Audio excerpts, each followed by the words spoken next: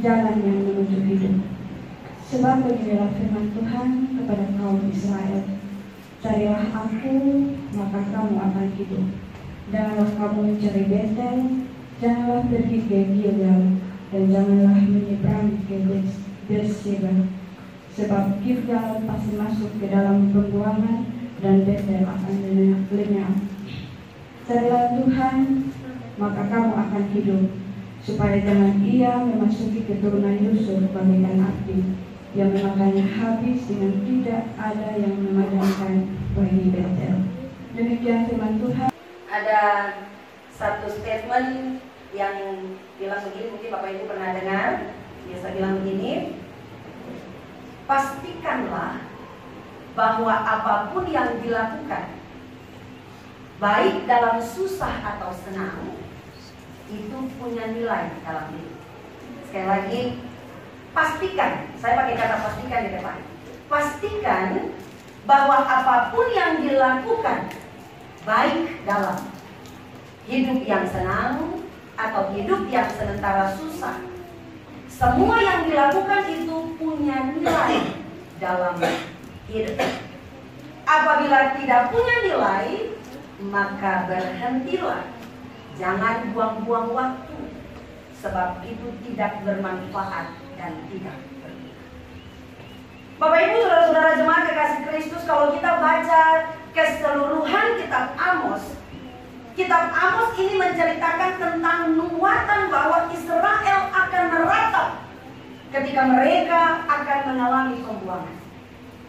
Kitab Amos ini merupakan sebuah kecaman dan ancaman yang diberikan kepada orang Israel bahwa kalau sudah nyaman hati-hati, kalau sedang diberkati hati-hati, kalau sudah mapan hati-hati.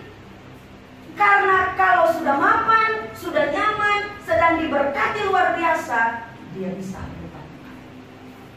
Dia bisa lupa pribadi-pribadi yang membuat dia nyaman, tenteram, aman.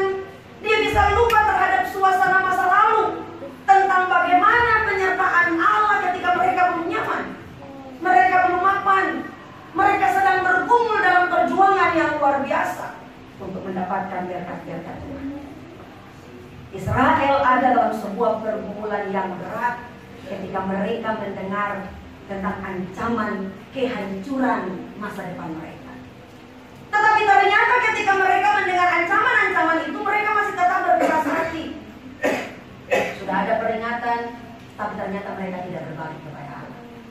Sudah ada peringatan yang keras, bahkan ada 3 tempat yang Tuhan suruh tidak boleh cari lagi tempat itu. Tetapi mereka masih cari lagi tempat itu. Mengapa? Nanti kita akan tahu alasannya. Tetapi intinya adalah ternyata orang Israel yang disebut Tegar Tangguh, kepala batu, suka melawan, itu pun terjadi. Padahal Amos bahkan dengan beberapa nabi-nabi kecil yang lain sudah benar-benar memperingati ada ancaman di depan, ada bahaya di depan, ada bahaya yang luar biasa yang akan menghancurkan masa depan Israel di depan. Tolong berubah supaya Allah angkat murka dan bahaya itu di depan Israel. Tapi ternyata Bapak Ibu, apakah Israel berbalik? Israel tetap tumbuh dada, pukul dada. Israel tetap mengagumi dosa dan kejatuhan. Bapak Ibu sudah dikasihi Tuhan, kalau kita baca kembali seluruh kitab Israel, seluruh kitab Amos, maka keberadaan bangsa Israel pada saat itu pertama sedang berada dalam zona baik-baik saja. Bangsa Israel pada saat itu sedang berada pada kenyamanan hidup, kemapanan hidup, dan mereka sedang menikmati semua berkat yang Allah berikan dalam kehidupan mereka. Kitab Amos ini ditulis, bahkan Amos bernubuat kurang lebih pertengahan abad ke-8 sebelum Yesus. Pertengahan abad ke-8 sebelum Yesus. Dan pada saat itu Israel sedang merayakan bersorak-sorai tentang puncak keberhasilan mereka, tentang puncak perluasan wilayah kekuasaan mereka.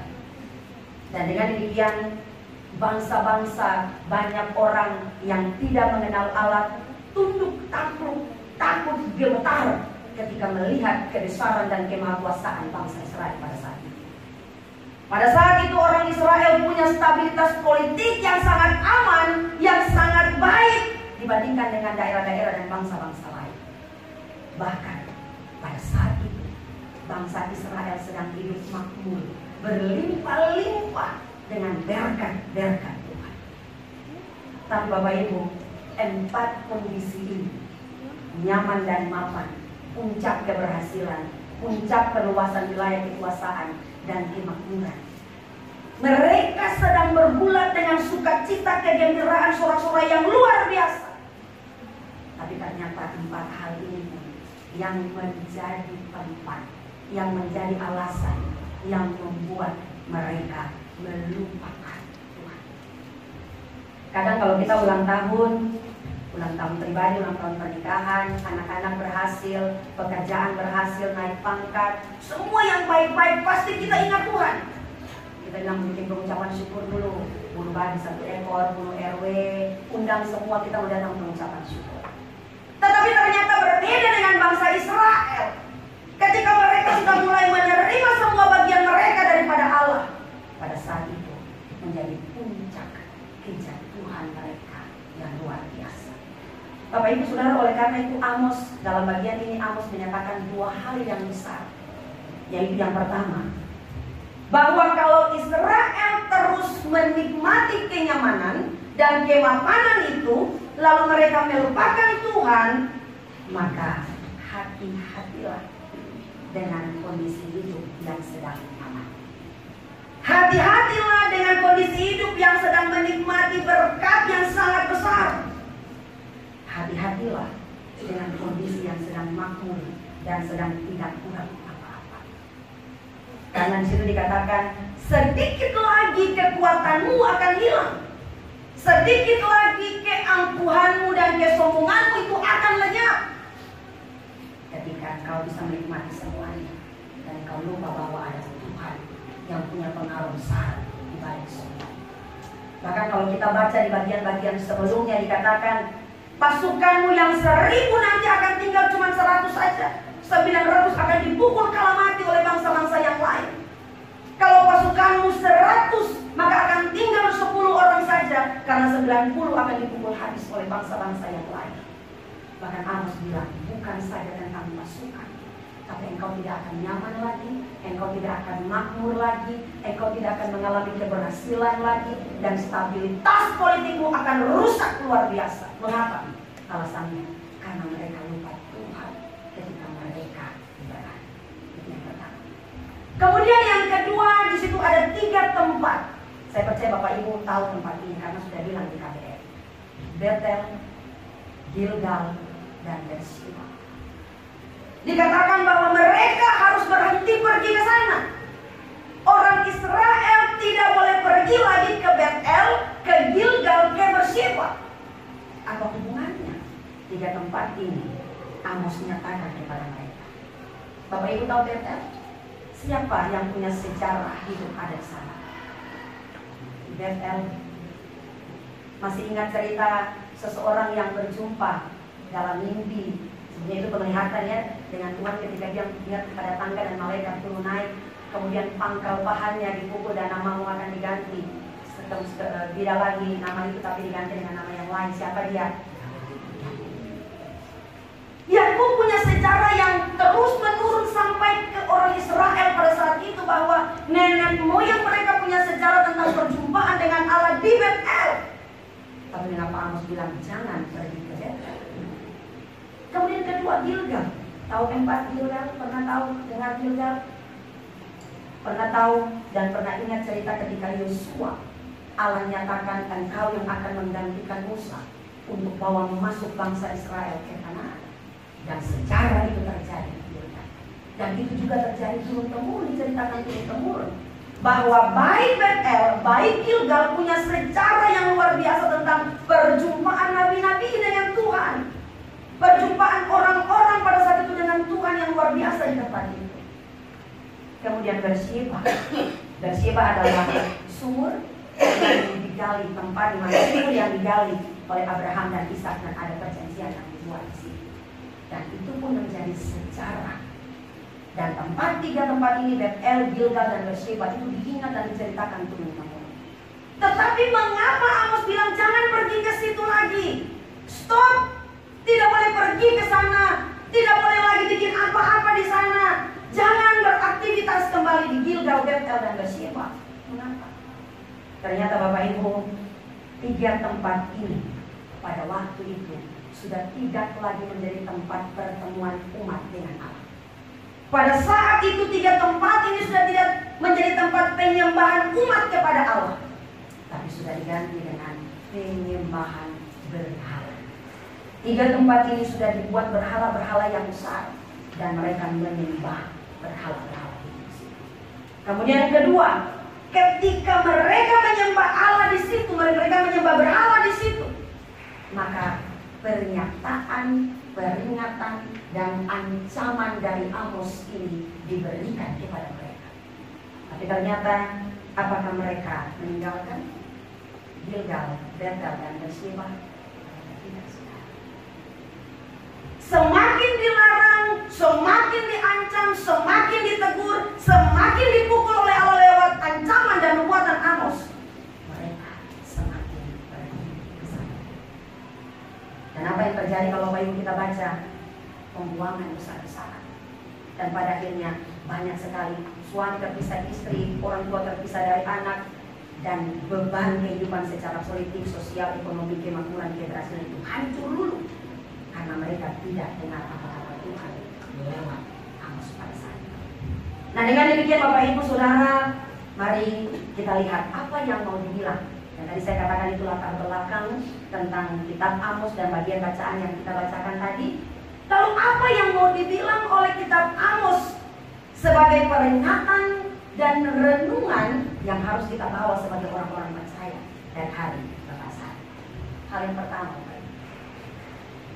jangan lebih mementingkan apa yang orang bisa lihat dari luar, sedangkan dari dalam tidak seperti apa yang orang lihat. Mengapa dikatakan demikian? Karena Israel yang bagus itu, Israel yang hebat itu, Israel yang baik itu, Israel yang luar biasa yang tadi saya bilang 4 kekuatan, 4 kelebihan itu, ternyata tidak membuat mereka semakin tunduk kepada Allah, tapi semakin membanggakan diri dan menyombongkan diri. Kemudian yang kedua, stabilitas politik yang terjadi pada saat itu sangat tidak diragukan ketika Raja Usia dan Raja Yerobeam II memerintah. Kemudian yang ketiga, kemakmuran yang terjadi pada saat itu merupakan kesempatan untuk Israel lebih lagi mengembangkan diri mereka. Tetapi ternyata yang di luar bangsa Israel kasih tunjuk di luar bangsa-bangsa yang lain, lihat bagus itu. Bangsa Israel, bangsa-bangsa yang lain puji, bangsa-bangsa Israel bilang luar biasa, dan mereka tunduk dan takluk. Mereka mengakui luar biasanya Israel daripada mereka. Tapi ternyata sampai ke dalam tidak seperti apa yang dikagumi oleh bangsa-bangsa lain. Mari kita masuk sedikit ke dalam soal berhala. Bapak Ibu Saudara, setelah mereka menerima semua berkat, maka mereka mulai menggeser Allah dari kehidupan mereka. Setelah mereka menikmati kemakmuran, kenyamanan dan sebagainya itu, maka mereka mulai hidup tanpa nilai tentang Allah. Mereka menjalani hidup saja, mereka melakukan segala sesuatu saja, tapi ternyata semua yang dilakukan, apalagi dalam kondisi senang pada saat itu, adalah hal-hal yang kosong tanpa Tuhan. Dengan demikian Bapak Ibu Saudara, ada 2 hal yang menjadi pesan bagi saudara dan saya tentang kebenaran firman Tuhan. Hal yang pertama, ternyata di kalangan bangsa Israel, kalau bilang hanya lihat di luar tapi tidak tampak dari dalam, kemudian dinyatakan bahwa di kalangan bangsa Israel telah ada yang namanya kemunafikan. Sekali lagi, di kalangan bangsa Israel telah ada yang namanya kemunafikan. Mengapa dikatakan munafik? Munafik yang pertama karena mereka benar-benar tidak lagi mengingat tentang kebaikan Allah. Sepertinya mereka merasa diri wah, mereka merasa diri hebat, mereka merasa diri luar biasa. Seakan-akan mereka mau bilang Tuhan itu luar biasa. Tapi kalau dicari ke dalam, ternyata mereka tidak sedang bilang Tuhan itu luar biasa, tapi mereka sedang membanggakan diri mereka. Seakan-akan mereka sedang bilang bahwa Allah yang campur tangan ini, tapi ketika masuk lebih dalam, ternyata mereka sedang membanggakan diri mereka yang luar biasa. Dan Amos sudah bilang itu, tinggalkan semuanya, karena mereka tidak meninggalkan. Mengapa Bapak Ibu? Karena ketika mereka masuk di dalam sebuah penyembahan tanpa Allah, maka pada saat itu merupakan bukti yang nyata, ternyata kehebatan mereka itu benar-benar bukan karena Allah. Mereka merasa bukan karena Allah, tetapi karena kekuatan mereka. Karena yang mereka sembah adalah patung lembu emas buatan mereka, patung batu buatan mereka, dan mereka tunduk menyembah itu di 3 tempat hari. Berarti mereka seakan-akan mau bilang Allah luar biasa, tapi ternyata dalam hidup hari-hari mereka, apa yang seakan-akan mereka mau bilang itu, hanya seakan-akan mereka mau bilang itu, ternyata tidak sama dengan apa yang mereka mau bilang. Kalau dilihat ke dalam. Dengan demikian Bapak Ibu Saudara, munafik itu saya sedikit cari, jangan pakai bahasa yang terlalu susah. Munafik itu di muka manis, di belakang tidak manis. Saya pegang pahit juga, rasa-rasanya kopi pahit juga enak ya. Bicara lain, bikin lain. Kita bisa berkata-kata tentang Tuhan di depan supaya orang kagum kita, tetapi di dalam sini kalau bongkar sedang bermasalah.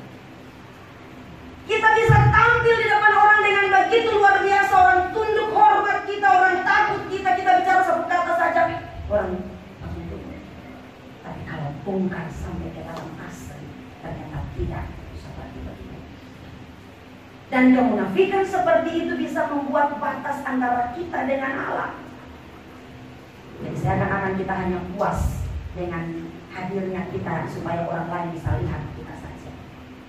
Dengan demikian Bapak Ibu Saudara, mari kita berhenti dengan sikap untuk menunjukkan yang di luar, tapi kita rubah yang di dalam, kita ubah yang di dalam, kita bongkar yang di dalam. Lalu kita bilang, Tuhan, saya mau benar-benar hidup dengan tulus dan sungguh-sungguh, tanpa hanya mau orang lihat di luar, tetapi hanya sedang bermasalah di dalam. Karena kalau kita haus, kita tidak cari menu minuman. Kalau kita lapar, kita tidak cari menu saja. Bapak Ibu pernah mungkin lapar ya, terus tidak punya uang, terus jalan, parkir dulu di depan gubuk, terus lihat menunya apa ya. Oh, kalau paket A itu ada ayam, ada nasi, langsung tiba-tiba sudah kenyang. Kan tidak mungkin ya, hanya lihat gambar ayam. Ada yang lihat gambar ayam langsung kenyang, kan kita harus masuk, akan tanya mau makan apa, ada uang dulu bayar, baru bisa makan. Artinya apa? Tidak hanya sesuatu yang bisa tampak dilihat, tampak dinikmati, tetapi dia tidak masuk sampai ke dalam dan bisa bikin orang kenyang, bisa bikin orang puas. Jadi orang tidak hanya puas dengan apa yang dilihat oleh mata saja, apa yang dilihat di luar saja. Tapi kalau itu benar-benar datang dari dalam, maka itu akan memuaskan dan memberikan sebuah keputusan tidak sedang munafik, tapi benar-benar itu datang dari dalam. Nah Bapak Ibu dan Saudara-saudara, ada banyak orang percaya, saya pakai kata percaya ya. Ada banyak orang percaya yang pikir berdoa saja cukup, ibadah saja cukup, kasih persembahan banyak, perpuluhan banyak cukup, kumpul keluarga berdoa cukup, dengar firman Tuhan bicara tentang dalam nama Yesus, oh puji Tuhan, itu udah cukup. Orang akan pikir bahwa ditampil dan dihargai oleh orang lain itu sudah cukup. Orang akan pikir wibawa di depan orang lain, kalau bicara semua dengar itu sudah cukup. Tapi apakah hanya cukup sampai di sini? Ternyata harus ada yang lebih mendalam daripada. Ada papa dan mama yang di luar, kelihatan baik, ramah, lembut, tapi di rumah dengan anak sendiri kayak musuh. Ada suami yang di rumah atau bahkan di luar itu kelihatan sangat setia luar biasa. Mau keluar, cium kening istri, WA setiap hari sudah berpuluh-puluh tahun, tapi WA masih I love you ma, I love you pa, masih. Tapi ternyata satu saat akan ada sebuah kejujuran bahwa ternyata mama tidak sendiri, ada kosong-kosong yang lain. Istri juga begitu, pas di restoran makan sama-sama dengan suami teman-teman, Pak, mari Pak ambil nasi, ambil ikan, Pak mau yang mana? Sambalnya ada berapa macam? Oh, Pak mau yang yakin. Tapi di rumah, tahu tempat piring, tahu tempat sendok, makan sendiri dan tentu nasi, ambil sendiri. Yang penting orang lihat, oh ya, luar biasa ya, tapi ternyata nyatanya tidak seperti itu. Ada juga yang dia bilang apa? Kamera jahat, gitu ya, yang kamera jahat. Ya, lihat di muka manis, pas ketemu begini, kayaknya salah orang, tidak sama dengan yang di foto, gitu ya, kamera jahat, supaya dilihat bagus, padahal sampai ketemu dengan orang yang tidak seperti. Ada juga para pelayan punya anak yang nangis-nangis, mama, papa jangan pulang dari gereja. Kenapa? Kalau di gereja mama pun sayang nih, papa pun sayang nih. Tapi kalau di rumah papa mama menyala begini saja, anak izin celana. Padahal kita jangan pulang dari gereja, tinggal di gereja saja mama, tinggal tempat ibadah saja mama. Karena mama di depan orang tuh, depan banyak orang yang kita itu bagus sekali, manis sekali, sayang sekali. Padahal sampai di rumah, papa dan mama punya begini saja, anak langsung gemetar, so tidak bisa berani bernapas saja susah. Dengan demikian Bapak Ibu Saudara, mari kita belajar untuk ada dalam sebuah posisi bahwa di rumah terjadi seperti itu, mari bahwa di luar juga seperti itu. Bicara seperti itu, pikir seperti itu, nyatakan seperti itu, memang sama apa yang dirasakan dan apa yang dinikmati dalam kehidupan kita. Supaya dengan demikian, yang dilihat nyata di luar, itu memang terjadi di dalam kehidupan kita. Bapak Ibu sudah dikasihi Tuhan, dengan demikian, kalau kita baca firman Tuhan ini, maka yang pertama, mari kita buktikan kepada dunia bahwa karena Allah berkuasa, karena Roh Kudus berkuasa dalam kehidupan kita, jadi sesuatu yang ditampakkan di luar.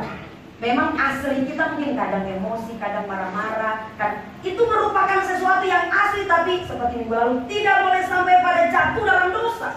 Tapi mari kita menikmati, mengaturnya dengan luar biasa, sehingga ini asli saya, tapi ini bukan yang menafikan saya. Ini asli saya dan yang saya bawa di hadapan orang agar itu bagian dari kehidupan saya dan nyata. Tetapi itu tidak mendatangkan dosa dalam kehidupan kita. Bapak Ibu dan Saudara kekasih Kristus, itu yang pertama. Kemudian yang kedua, jauhkanlah kehidupan yang menyembah berhala.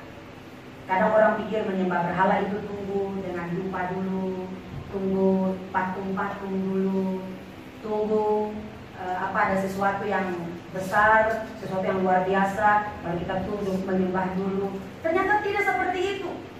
Yang dikatakan menyembah berhala adalah bagaimana seseorang bisa benar-benar merasa bahwa ternyata dirinya juga hebat.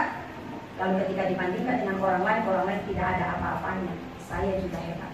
Itu pun merupakan sebuah contoh hidup dari bangsa Israel ketika dikecam oleh Amos, bukan saja soal penyembahan berhala, tapi soal pengakuan diri mereka bahwa mereka hebat dan sudah tidak ada bandingan dengan bangsa-bangsa yang lain. Dan ketika mereka tidak menjauhkan kesombongan dan keangkuhan itu, maka bukan saja penyembahan berhala di tempat tiga tempat tadi, tapi tentang diri pribadi pun juga, maka Tuhan menyatakan kejatuhan dalam kehidupan bangsa Israel. Bapak Ibu dan saudara-saudara dikasihi Tuhan Yesus Kristus, oleh karena itu kita belajar dari bagian firman Tuhan ini. Bapak Ibu hebat. Kita semua punya keberhasilan. Kita semua punya berkat.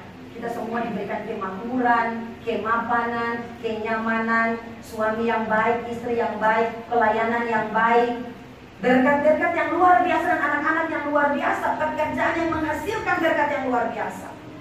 Lalu pertanyaannya adalah, apakah ketika semua itu diberikan, terkadang kita lupa Tuhan, lalu merasa karena saya yang hebat, karena saya yang luar biasa, karena suami saya, karena istri saya, karena anak-anak saya, ya karena saya, karena keluarga saya, karena pelayanan saya, dan sebagainya. Ketika kita mulai bilang karena saya, maka Amos bilang pada saat itu sudah menjadi awal kehancuran dan takluknya kita pada sebuah ketidaknyamanan. Dengan demikian Bapak Ibu, sudah dikasihi Tuhan, mari kita belajar dari bagian ini supaya kita benar-benar merasa bahwa sepintar-pintarnya saya ada yang lebih pintar, sehebat-hebatnya saya ada yang lebih hebat, seluar biasanya saya ada yang lebih luar biasa. Supaya ketika kita menikmati semua berkat, ketika kita lihat ke atas, ternyata ada orang di atas kita yang lebih daripada kita. Kita mau sombong juga, ternyata mereka ada. Bahkan kalau lihat lagi ke atas, double lagi, ada Tuhan yang memberi semua itu kepada kita. Bahkan dari dulu sampai sekarang kita nikmati. Kalau bukan Tuhan, kita tidak ada apa-apanya.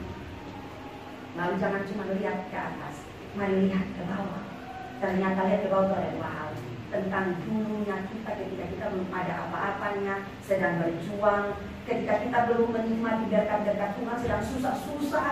Sekarang kita tinggal di rumah milik pribadi, tapi dulu di kos-kosan, mau bayar kos saja susah, mau beli susu anak saja susah. Sekarang tinggal gesek saja, semua nyaman, semua dapat. Lalu yang kedua, ingat bahwa di bawah kita juga ada orang-orang yang lebih susah daripada kita. Supaya dengan demikian kalau kita lihat ke atas, lihat orang dan lihat Tuhan, lihat ke bawah, lihat masa lalu kita, dan kemudian lihat orang-orang yang membutuhkan berkat Tuhan lebih, maka kesombongan itu tidak akan pernah terjadi dalam kehidupan kita. Kita akan menjadi orang-orang yang terus mengingat bahwa Allah itu punya peran yang luar biasa dalam kehidupan saudara dan saya. Sehingga kalau memang kita pernah jatuh, maka Allah akan terus memberi kesempatan untuk berubah. Dan ketika kesempatan itu berubah oleh karena kita mendengar firman, oleh karena kita mendengar sesuatu yang disampaikan oleh orang lain dalam kehidupan kita, nasihat-nasihat dan peringatan-peringatan, maka murka Allah itu akan kita mendengar. Tapi kalau kita tidak mendengar peringatan-peringatan itu, maka Allah akan mendatangkan murka dalam kehidupan kita. Dengan demikian Bapak Ibu saudara kasih Tuhan, mari kita belajar dua hal tadi. Yang pertama, kalau kita mau tampil di luar, karena itu memang berasal dalam kehidupan kita. Dan yang kedua, jauhilah penyembahan berhala. Saya arahkan penyembahan berhala ini terhadap kesombongan kita, disamakan dengan kesombongan bangsa Israel pada saat itu. Mengapa saya katakan demikian? Karena soal penyembahan kepada Allah, soal menyembah Allah, soal memuji Tuhan, soal mengagungkan Tuhan, ini bukan soal selera enak atau tidak enak. Ini bukan soal selera, saya suka makan ini dan saya tidak suka makan itu. Tidak. Sebab kalau yang bilang menyembah Tuhan itu soal selera, maka yang suka makan Mose akan bilang Mose akan lebih enak dari cabang itu. Yang suka makan RW dia akan bilang RW lebih enak daripada ayam. Yang suka makan tempe goreng dia akan bilang tempe goreng lebih enak daripada tempe bacem. Padahal sama-sama tempe, tadi sama-sama daging, tadi sama-sama jagung. Yang suka makan babi sei dia akan bilang babi sei lebih enak daripada babi guling atau babi kecap. Padahal sama-sama babi. Maka ketika orang merasa bahwa penyembahan kepada Allah itu adalah soal selera, maka dia akan melihat khotbah ini enak atau tidak. Kalau enak masuk, kalau tidak enak tidak masuk. Kalau soal selera maka dia akan bilang bahwa kira-kira yang pimpin ibadah ini siapa ya? Ibadahnya di rumah siapa ya? Ibadahnya di berapa jam ya? Itu akan menjadi sesuatu yang dipertimbangkan ketika dia akan menyembah Allah. Dan dengan demikian Mahatma Gandhi pernah bilang, aku suka Tuhan, tapi aku tidak suka sikap dan karakter. Aku suka Tuhan. Dengan demikian jangan sampai pada saat ketika orang mengenal kita, orang tidak suka Tuhan karena orang tidak suka kita. Ada orang yang tidak mau pergi ke gereja lagi karena memang dia tidak suka orang dalam gereja itu. Ada orang yang tidak mau untuk hidup baik karena dia lihat contoh hidup baik tidak baik dari orang lain. Jadi mari kita membuat sebuah komitmen. Saya mau menyembah Tuhan, bukan karena saya suka, bukan karena saya tidak suka, bukan karena selera saya ikut-ikut mau saya, tapi benar-benar karena Tuhan itu kebutuhan utama dalam setiap kehidupan saya. Nah, Bapak Ibu sudah dikasih Tuhan, mari kita belajar untuk benar-benar menyembah Tuhan. Supaya dengan demikian saya percaya bahwa ada dua kata di situ ya, saya tidak olah lagi karena ini sudah diolah di 2 minggu yang lalu dalam firman Tuhan khotbah cari. Tapi hari ini saya lebih mengarahkan kembali kepada 2 hal. Yang pertama, mari kita tampil di depan orang, bukan sekedar seakan-akan mau bilang Tuhan ada, tapi benar-benar karena Tuhan ada dalam kehidupan kita. Jadi semua yang benar-benar ditampakkan di luar adalah karena Tuhan yang berkarya dalam kehidupan kita. Kemudian yang kedua, jauhilah penyembahan berhala. Jauhilah terhadap keangkuhan, kesombongan diri. Supaya dengan demikian ketika Tuhan dilakukan, maka proses penyembahan Allah itu bukan sekedar sesuai selera, tapi karena memang Tuhan itu ada dalam kehidupan kita. Jadi dengan demikian kita benar-benar menyembah Tuhan dalam seluruh keadaan. Tuhan memberkati kita semua sehingga kita menjadi pribadi-pribadi yang lebih baik.